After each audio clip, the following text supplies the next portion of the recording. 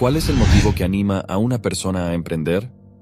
Esta es la gran pregunta, a la que este vídeo ofrece una respuesta contundente. Y es que la mayoría de los emprendedores que fracasan lo hacen porque sus motivos están basados en la idea de tener un negocio y no en una motivación, como debería ser. La idea es el vehículo de la actividad emprendedora, pero nunca una motivación sólida y duradera. Por eso, si cuando se inicia un proyecto de emprendizaje se hace por no tener que acatar órdenes, para poder elegir las vacaciones, porque se odia a la empresa o al jefe, o simplemente porque se ha perdido el puesto de trabajo, ese proyecto estará condenado al fracaso. Bienvenido al resumen del libro negro del emprendedor. Durante los próximos minutos te voy a retar a superar 14 asaltos. A través de ellos descubrirás la verdad de lo que supone emprender. Una actividad que procura muchas satisfacciones, pero también muchos dolores de cabeza y momentos duros. Es imprescindible que como emprendedor sepas cuáles son y que tengas una idea aproximada de lo que te vas a encontrar.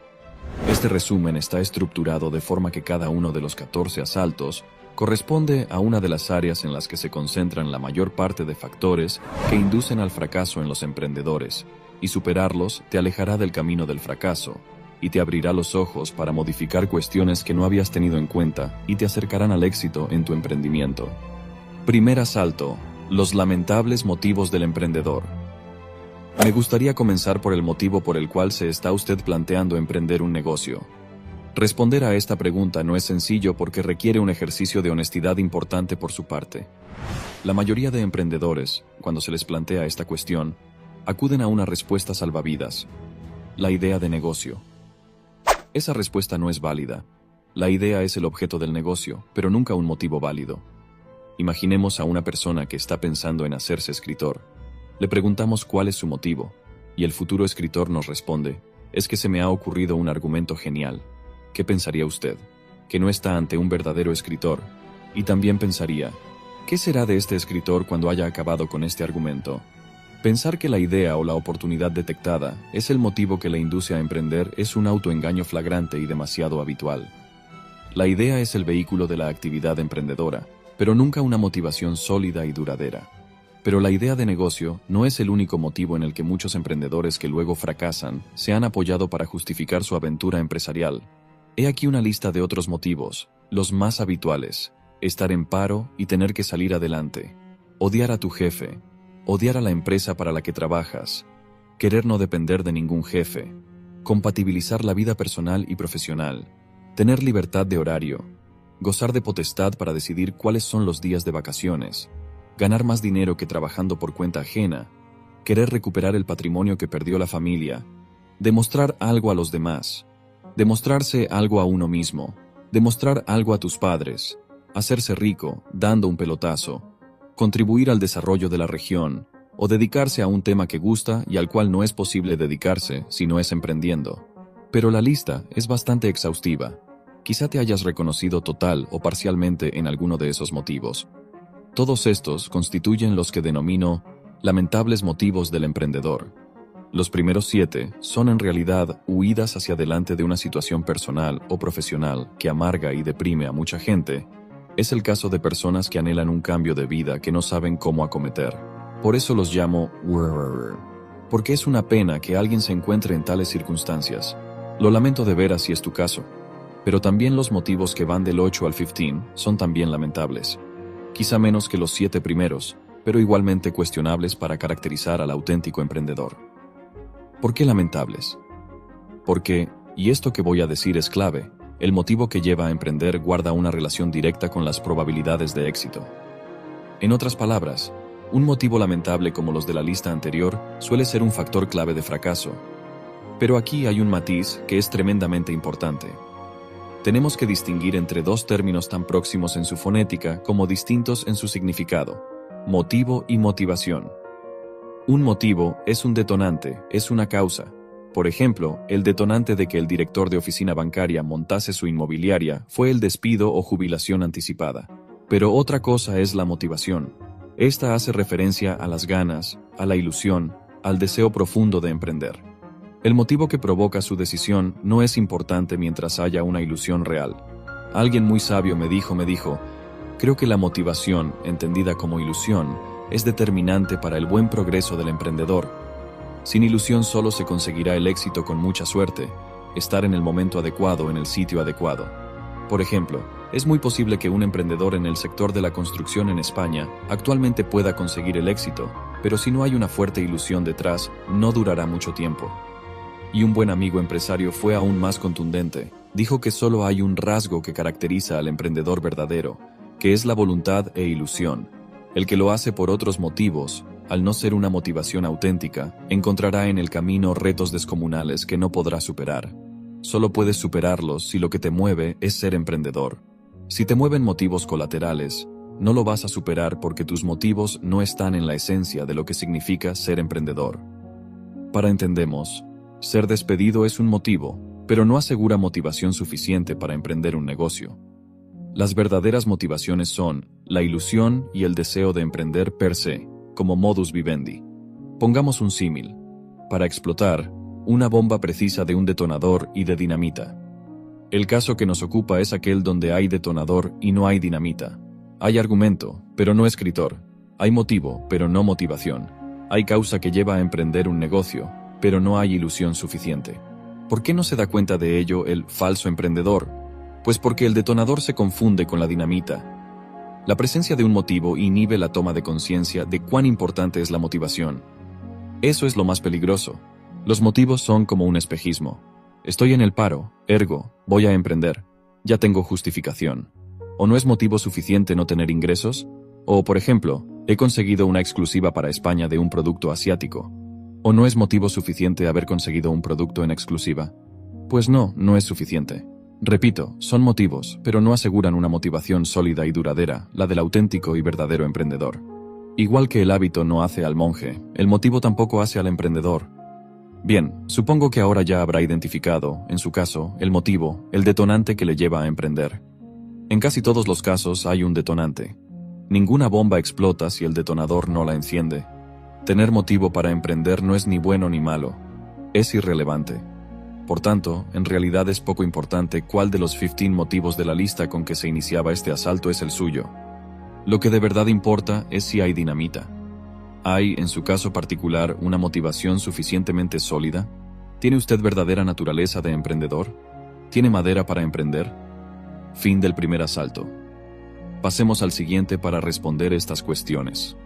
Segundo asalto. Emprendedores y bomberos. Existen auténticos emprendedores y falsos emprendedores. No me refiero a falsos en el sentido moral, en el sentido de que pretenden engañar a alguien, sino en el sentido de que se están engañando a sí mismos. En el nivel más básico de falsos emprendedores se encuentran las personas que denomino emprendedores ENIF. Para estas, dirigirse al notario y constituir una sociedad mercantil supone convertirse en emprendedores. De hecho, uno de los síntomas de la persona que en realidad no tiene un ápice de emprendedor es el habitual y pomposo comentario de «el día tal voy al notario», como si ir al notario le diese a uno el carné de emprendedor. Emprender no es dar de alta una sociedad en el registro mercantil o independizarse de la empresa en la que uno trabaja. Esos son solo trámites administrativos o legales que permiten trabajar por cuenta propia en lugar de por cuenta ajena. Está claro que un negocio debe operar bajo un número de identificación fiscal y una forma legal determinada. Son pasos necesarios para emprender, pero no es emprender. En un segundo estadio, tenemos las personas que denomino emprendedores con ideas felices. Para estos una idea de negocio determinada, conseguir una franquicia, exportar o importar en exclusiva una marca o producto determinado supone ya ser emprendedor. La idea se convierte en su salvavidas, en su piedra filosofal que lo va a solucionar todo. Emprender no es dar de alta una sociedad, no es montar una tienda, una agencia de publicidad o una empresa de exportación. Emprender no es montar un negocio. Emprender no es siquiera un modo de trabajo. ¿Qué es entonces emprender? Emprender es una forma de enfrentarse al mundo. Es una manera de entender la vida con la que no todo el mundo se siente a gusto. ¿Y cuál es esa forma de vida? Es aquella en la que la persona disfruta con la incertidumbre y la inseguridad de qué pasará mañana. El verdadero emprendedor es aquel a quien lo incierto procura un especial placer. Pues igual que la persona con vocación de bombero acaba siéndolo, el emprendedor con vocación, tarde o temprano, también. No podrá evitarlo. El bombero disfruta con la incertidumbre y la experiencia del riesgo. He aquí la primera prueba de fuego, nunca mejor dicho. que deben pasar un bombero y un emprendedor. Si usted es una persona que no disfruta con la incertidumbre, es que no es un emprendedor. Es cierto que uno puede acostumbrarse a la incertidumbre y que esta es a menudo la causa de muchos dolores de cabeza de los emprendedores, pero otra cosa bien distinta es saber que a uno le vencen la incertidumbre y el riesgo. Hay gente que prefiere la seguridad, la rutina o, sencillamente, que sea otro quien acarree con la responsabilidad de unas nóminas. No es mejor ni peor. Es una opción perfectamente válida. Pero esas personas, cuando montan un negocio, se estrellan. Porque no se da la característica esencial que todo emprendedor debe tener, el deseo de moverse en un entorno incierto. Más allá de su motivo, cuya irrelevancia ya he puesto de manifiesto, la naturaleza del emprendedor, que le impele a disfrutar del propio acto de emprender y de la incertidumbre que conlleva, es su verdadero motor. La naturaleza del emprendedor genera en él una ilusión tan infinita como inagotable. Fuera de esta, cualquier otra motivación da como resultado a un bonista, a un tenedor de acciones o a un propietario de una empresa, pero no a un emprendedor con todas sus letras. Si no es su caso, tampoco hay que arrojar la toalla. Queda una opción: no tener naturaleza de emprendedor, pero poseer un salvoconducto para ello. A ello me refiero en el siguiente asalto. Tercer asalto: salvoconducto para viajar por Businesslandia. El espíritu luchador debe ser también innato al emprendedor. En el caso de emprender, hay una faceta personal que permite a cualquier persona sin madera de emprendedor ser capaz de sobrevivir y triunfar en casi cualquier aventura empresarial. Se trata de la capacidad de sobreponerse a las dificultades, de afrontar reveses. Llámele capacidad de sufrimiento, espíritu luchador, tenacidad. Partamos de la premisa de que rara vez, por no decir nunca, lo que logramos es lo que habíamos planificado. Oí decir una vez al reputado economista y buen amigo Xavier Sala Martín que no hay nada más inútil que hacer planes. Volveré sobre esto en la quinta parte.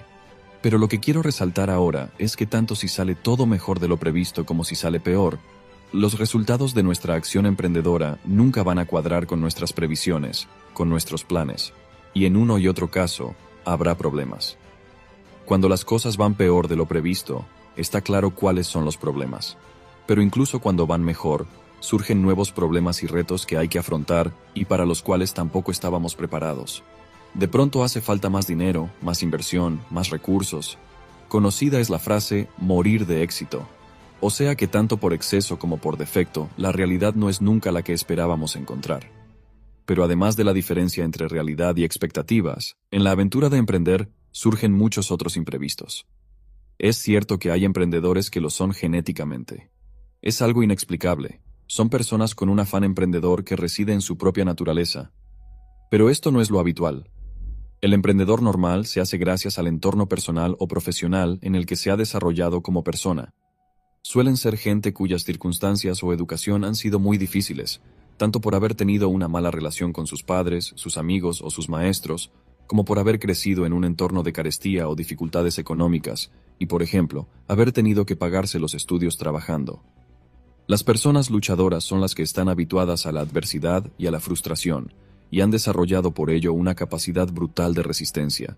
Están entrenadas para resistir y resistir. Son personas optimistas, que no se amilanan fácilmente ante las dificultades.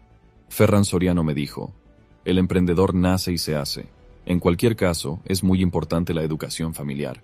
Una persona cuyos familiares sean pequeños empresarios o tenderos, tendrá más propensión a ser emprendedor que el hijo del presidente de una multinacional, puesto que el primero se habrá educado en la filosofía de que para ganarse la vida hay que depender de uno mismo, de su trabajo, de que no hay nada garantizado. Pero ¿qué ocurre si este no es nuestro caso, si no nos hemos desarrollado en un entorno así? En ese caso, lo que hay que hacer es fomentar la capacidad de aguante y el espíritu de sacrificio. No es preciso hacerlo en el ámbito empresarial.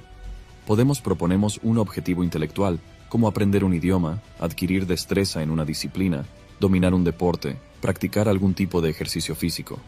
Proponemos la realización de un plan, y mediante disciplina y esfuerzo, lograr unos objetivos. Así se experimenta la capacidad de sufrimiento y, lo más importante, se comprueba la infinita satisfacción que procura alcanzar los resultados que uno se propone. Analice si es usted una persona con capacidad de sufrimiento. En caso contrario, rodéese de personas que posean esa capacidad porque es quizá aún más importante que tener madera de emprendedor. Cuarto asalto: antes solo que bien acompañado. Este asalto comienza con la frase jocosa, antes solo que bien acompañado. Más allá de parafrasear a una frase popular, lo importante es que nos invita a la reflexión de si realmente necesitamos un socio e indagar en los motivos por los cuales generalmente buscamos uno cuando comenzamos. La gente prefiere llorar junta que reír separada. Menciona que los emprendedores inexpertos buscan compañeros de viaje más por el miedo, por la aversión al riesgo y por el querer sentirse acompañados que por verdadera necesidad. Una de las principales ventajas de emprender solo es la velocidad, además de no tener que soportar socios sin valor añadido. Hay que tener claro que un socio es un recurso más que tiene dos salvedades. Es el más caro de todos los recursos ya que se lo remunera con acciones. Tiene la capacidad de paralizar nuestra actividad. Luego nos da un listado de consejos útiles para evitar tener socios que no necesitamos. Si está pensando en tener socios porque necesita dinero, hable con un banco. Si está pensando en tener socios porque solo no puede con todo, emplee un trabajador. Si está pensando en tener socios porque hay un área que no domina, subcontrate ese servicio. Si está pensando en tener socios porque necesita comentar ciertas cosas, contrate un coach. Si está pensando en tener socios porque tiene miedo, haga deporte. Asóciese si y solo si no le queda más remedio. De hecho, deja en claro que el único motivo para asociarse es que el banco no presta el dinero, porque del resto de recursos, trabajadores, proveedores, tipos que hacen coach y gimnasios donde hacer footing, hay por todos lados. Luego, hace una pequeña excepción en la cual es bueno tener socios. Se trata del caso en que el emprendedor, debido a una enfermedad o a su edad, requiere que alguien lo reemplace durante una ausencia temporal o definitiva. Quinto asalto. ¿Con quién se metería en un submarino para dar la vuelta al mundo? En caso de que el socio sea realmente necesario, hay un criterio fundamental para su elección y es que comparta tu misma escala de valores. En tal sentido, el libro afirma: es mucho mejor un socio mediocre cuyos principios estén bien alineados con los suyos que un tipo brillante sin escrúpulos. Validados los valores compartidos, lo segundo a analizar es el carácter y que no sea una persona demasiado parecida a uno, ya que no aportaría más valor del que puede hacerlo uno mismo. Hay que escoger a alguien que nos aporte valor, porque más valor implica más conocimientos, más trabajo y mejores ideas. La persona con la que se asocie debe ser alguien cuya opinión le merezca respeto y que sea una autoridad para usted. Por último, es fundamental hablar y explicar cuál es la ambición que se persigue con el proyecto y que esta ambición esté plenamente compartida sin ningún tipo de duda. Sexto asalto. Ni a Dios lo que es de Dios, ni al César lo que es del César. Muchas parejas norteamericanas y adineradas, cuando se casan, deciden el sistema de reparto de bienes por el que se va a regir su matrimonio. No es demasiado importante mientras estén casados, pues lo compartirán todo, pero sí lo es en el caso de que se separen. Cuando eso suceda, ya estará acordado cómo se va a despedazar el pastel. Es mejor pactar cómo nos vamos a pelear cuando aún somos amigos. De acuerdo, me creo que necesita a su socio, ses. Ahora bien, ¿cree que son socios para toda la vida? ¿Cree que con 65 años aún estará asociado con esa persona? No. Por fin coincidimos. Por tanto, si algún día van a separarse, hay que ponerse a pensar cómo proceder cuando eso ocurra. Y el mejor momento para hacerla es ahora, que no tienen nada que perder. Téngase en cuenta que las formas de ruptura entre socios son variadas. Desde la separación amistosa, parlamentada, acordada y hecha con sentido común, hasta la separación dolorosa, en la que se pierde dinero y clientes, con cabreo incluido y abogados de por medio. Y no hablo solo de asociaciones empresariales, sino también de las profesionales. Consultas médicas privadas, abogados, ingenierías, gestorías administrativas, etc. El primer pacto que hay que hacer es cómo proceder el día en que alguno de los socios decida desvincularse del negocio. El modo más justo de separarse revela el modo más justo de asociarse. No invente cosas raras a la hora de decidir qué porcentaje tendrá cada socio. Los activos y el dinero entregados a la empresa han de valorarse por su precio justo y se convierten en acciones. El trabajo se remunera con sueldo, a poder ser, de mercado. El resto de activos que se cedan a la empresa por parte de algún socio y que no se valoren como acciones deben alquilarse o dejarse a deber. Séptimo asalto. Ejercicio de futurología. Cambiando a la tercera parte se aborda el concepto de la idea y se deja en claro que la idea en sí misma no vale nada. Lo importante es la forma en que se ejecuta la idea. En este sentido, rescato la frase: más vale una idea mediocre brillantemente implementada que una idea brillante mediocremente implementada. Un consejo útil que aporta Fernando es no se centrarse en qué le van a comprar, sino en por qué le van a comprar. En otras palabras, lo importante no es el producto, sino la ventaja o el valor que le está agregando a su potencial cliente. Es ventaja o valor agregado suele responder a que hace algo mejor, al mismo o menor precio, o porque lo hace igual que los demás, pero más barato. Entonces dice que lo importante es responder a la pregunta ¿por qué nos van a comprar? Y luego aclara. Si no puede responder a esta pregunta, no tiene todavía negocio. Pero no es solo eso. Si no es capaz de responder con una sola frase, es que su idea todavía no está bien definida. El autor nos comparte un ejemplo interesante sobre dos escultores que se presentan un concurso a los cuales se les da los mismos recursos, es decir, la piedra y las herramientas para esculpir, y también se les da la misma idea, que es el boceto de lo que deben hacer. Aquí se hace evidente de que el ganador del concurso es el que ejecute mejor esa idea, que en ambos casos es la misma. Con lo cual, podemos concluir que el ganador será el mejor ejecutor. También se introduce el concepto de modelo de negocio, que es la forma en la cual vamos a conseguir monetizar y hacer perdurar en el tiempo al negocio. Cabe aclarar que para una misma idea podemos proponer múltiples modelos de negocios, incluso algunos de ellos pueden hacer triunfar o fracasar el negocio, aún partiendo de la misma idea. Octavo asalto. Solo un infeliz confía en su idea feliz. No hay nada más patético que alguien que te dice, he tenido una idea de negocio genial, no puedo explicártela porque como me la roben, me muero. Esa persona acaba siempre por explicártela, claro que sí, pero no sin antes, y esto es lo más patético de todo, hacerte jurar y perjurar que no vas a decírselo a nadie. A estos yo los llamo emprendedores Gollum, como en El Señor de los Anillos. Mi tesoro, mi tesoro. Son emprendedores muertos antes de empezar. Por suerte muchos de ellos no llegan nunca a poner en marcha su negocio, porque los que lo intentan, en su gran mayoría, fracasan. Recuerdo una ocasión en que me llamó un conocido porque quería citarse conmigo para explicarme una idea de negocio que había tenido con su mujer. Yo, acostumbrado a tales pérdidas de tiempo, le pedí que me avanzase desde el otro lado de la línea de qué se trataba para determinar, le dije, si era un producto o industria en la que yo tuviese experiencia. Así pensé, podría sacármelo de encima sin perder demasiado tiempo. Pero como suele suceder en estos casos, la persona en cuestión se negó a explicármelo por teléfono. Me dijo que era demasiado confidencial y que, además, tenía que verse, que si no lo veía no lo entendería. Además de tener que darle hora a una persona que se negaba a decirme para qué quería verme, tuve que dar mi palabra de que mantendría en secreto su gran idea, y debía saber que, afortunado de mí, si accedía a explicármela era porque me consideraba digno de su confianza. Vamos, que se daban todos los indicios de un disparate empresarial. Al cabo de 2 semanas apareció el AMA con su mujer y me mostraron un concepto que se llamaba risa total y que consistía en discos con grabaciones de risas de niños pensadas para ponérselas a los bebés cuando estaban en la cuna tratando de dormirse, ya que estaba demostrado por no sé qué psicóloga francesa que de esta forma se favorecía el desarrollo de un carácter optimista. En fin. En otra ocasión vino a verme otro conocido que me habló de un producto con el que iba, literalmente, a forrarse.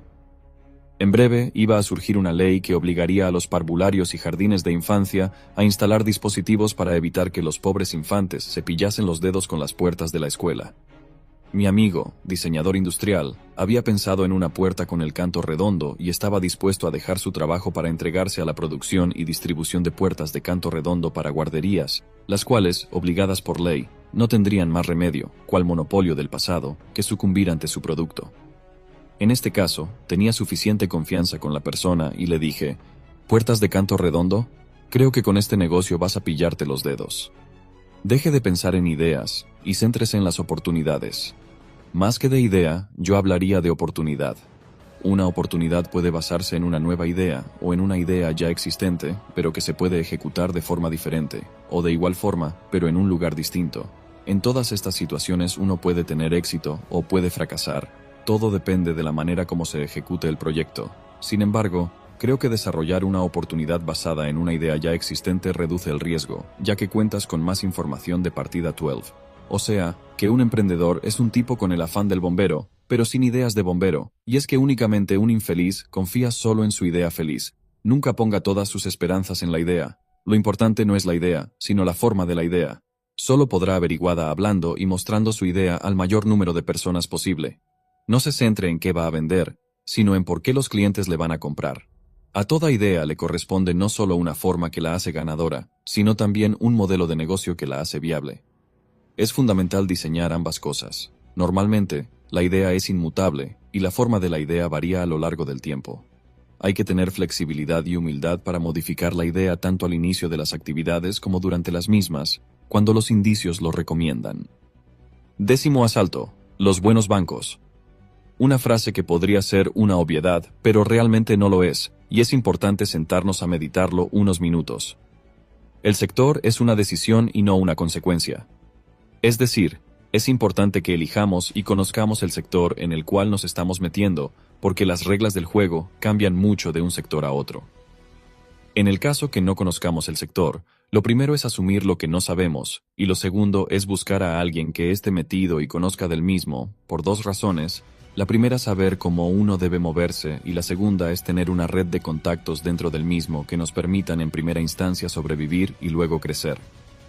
El autor nos propone un simple ejercicio para validar que nos interesa el sector en el cual estamos a punto de introducirnos, y es el siguiente: desechar la gran idea y reflexionar si, con otra distinta, nos sigue interesando el sector de actividad en el cual planificamos entrar. Para lograr entrar y afianzarse en el sector, es bueno romper las reglas de este, haciendo algo distinto a lo que hace la mayoría, pero no se pueden romper las reglas sin conocerlas. Por eso nos da algunas ideas de cómo conocer un poco más el sector. La primera posibilidad es hablar con personas de ese sector y explicarles la idea que quiere llevar a cabo, y en caso de que le digan que no va a funcionar, entender bien los motivos. La segunda posibilidad es trabajar en ese sector durante unos meses, mientras planifica su emprendimiento. La tercera posibilidad es la de incluir en su empresa a un socio con dilatada experiencia en ese sector. La cuarta opción, esta la agrego yo, es contratar a alguien experto en el sector para que le brinde ese conocimiento que le falta. Advertencia: va a ser un recurso clave de su empresa, por lo tanto, debe saber cuidarlo y tomar las precauciones necesarias. Las últimas dos opciones proponen una combinación de alguien del sector con alguien de fuera del sector, la cual tiene grandes ventajas, debido a que el primero acorta la curva de experiencia y el segundo trae ideas de otros sectores para romper las reglas y aportar algo innovador. Otro tema que toca vinculado a este factor clave de fracaso es el hecho de no dedicarse a lo que a uno realmente le gusta. Si uno lo hace solo por el dinero, lo más probable es que tarde o temprano se aburra y quiera dejarlo. Pero, por el contrario, si uno hace lo que le apasiona, tarde o temprano tendrá éxito económico, y si por algún motivo no llega a ocurrir, al menos estuvo haciendo lo que le gustaba y disfrutó el camino. En este sentido, rescato la siguiente frase del libro: el más mediocre, si trabaja en lo que le gusta, acaba siendo excelente. 11º asalto: nunca ponga los huevos en una sola cesta. El autor resalta la importancia de diversificar al máximo los ingresos familiares durante los primeros años para capitalizarse y plantea dos modos de diversificar los ingresos: uno a través del ahorro propio, y dos, mediante el salario del cónyuge. También recomienda emprender cuando se tenga un colchón que permita cubrir nuestras necesidades personales mientras el negocio arranca. Aquí personalmente subrayo la importancia de conocer cuáles son los costos que representan nuestras necesidades y cuáles de ellos podríamos llegar a prescindir si la situación lo demandará. A la hora de armar el plan de negocio es fundamental incorporar los ingresos personales, porque si no incorpora su sueldo, no es un plan de negocio realista, que luego podría demandar más capital que el presupuestado y colocarnos en aprietos financieros. Incluso Fernando recomienda elaborar el presupuesto bajo el escenario más pesimista, imaginar la peor situación posible y después restarle el 30% a los ingresos, porque las necesidades financieras son el primer gran enemigo del emprendedor. Los primeros años son duros y es fundamental maximizar el tiempo de autonomía económica familiar, por eso recomienda no dar el paso de emprender hasta no tener apoyo en casa. 12º asalto: un equilibrista jamás será emprendedor. El libro negro del emprendedor, haciendo gala de su nombre, nos dice que la vida de emprendedor no es una vida que permita equilibrar vida personal y profesional, que paradójicamente es una de las cosas que más se busca cuando se decide emprender. Agrega que emprender es una actividad full time, full mind y full soul de 24 horas al día, los 7 días de la semana durante 52 semanas al año. Aunque en este punto creo que hay que añadir un gran pero, que tiene que ver con la motivación que genera el proyecto propio versus trabajar para otro. Al mismo tiempo, es cierto que, como dice el autor, uno podría tomarse días de vacaciones de vez en cuando, pero nunca lo hace. Asimismo, el hecho de saber que podría hacerlo ya procura cierta sensación de control y dominio sobre la propia vida, pero la realidad es que el auténtico emprendedor suele llegar a la conclusión de que al día le faltan horas para trabajar. También se comenta sobre la soledad del emprendedor, ya que al emprender todo depende de nosotros, al no estar en una empresa donde nos van a proteger de los errores con su espalda financiera, y tampoco hay un jefe arriba a quien preguntar cuando surgen dudas. Somos el último escalafón en la jerarquía de mando, por encima no hay nadie más, y eso es una gran responsabilidad, preciosa y estimulante, pero una gran responsabilidad a la que resulta difícil acostumbrarse. Finalmente, el autor hace una metáfora entre emprender y saltar en paracaídas. No te das cuenta de dónde te has metido hasta que no se abre la compuerta lateral y el monitor dice que ha llegado el momento de saltar al vacío. 13º asalto. Las ventas nos esclavizan y los beneficios nos realizan. Cuando ya va finalizando el libro negro del emprendedor, nos encuentra en el asalto número 13, ya con la guardia un poco baja por el cansancio que de todas las pálidas que nos tira sobre emprender, agrega que emprender es fácil, lo difícil es crecer. Pero como buenos emprendedores, jamás hay que tirar la toalla. Una máxima que postula para enfrentar la gestión del crecimiento es que las ventas nos esclavizan y los beneficios nos realizan. Para comprender un poco mejor esta frase, aclara que la facturación de un negocio es directamente proporcional al número de problemas y dolores de cabeza. De aquí se desprende que lo importante no es solamente aumentar los ingresos, sino los beneficios, y para eso es necesario también tener en cuenta los costos. 14º asalto. Dios dijo, hermanos, pero son primos. Finalizo este ensayo con algo fundamental en los negocios, y también en muchos otros ámbitos de la vida, como por ejemplo el juego. La virtud de retirarse a tiempo.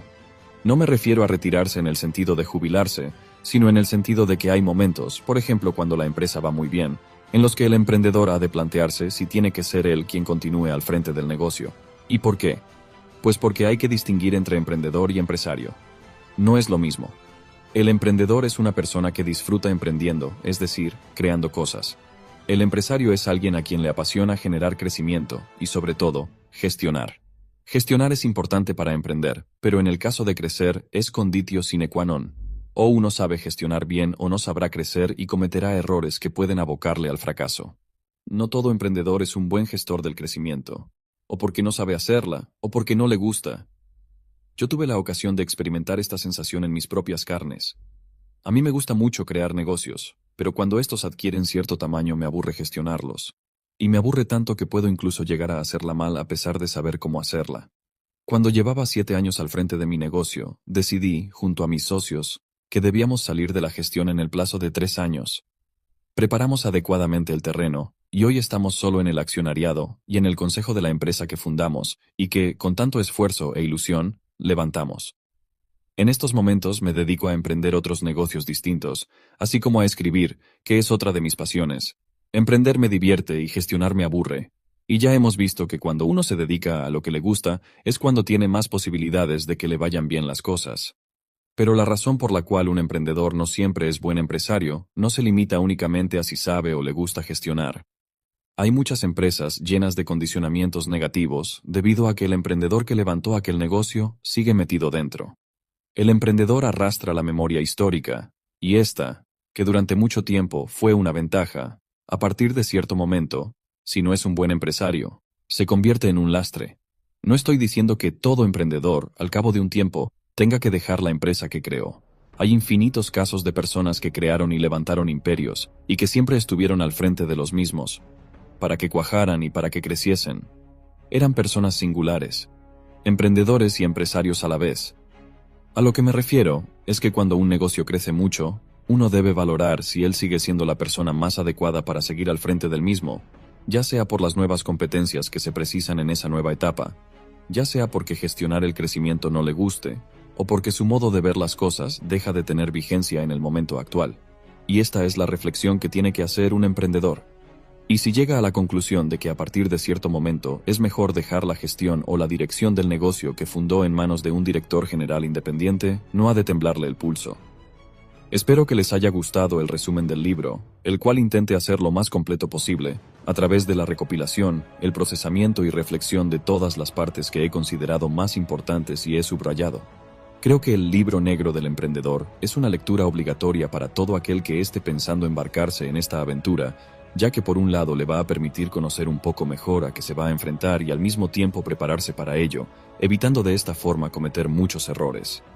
Gracias por vernos. Gracias por ver.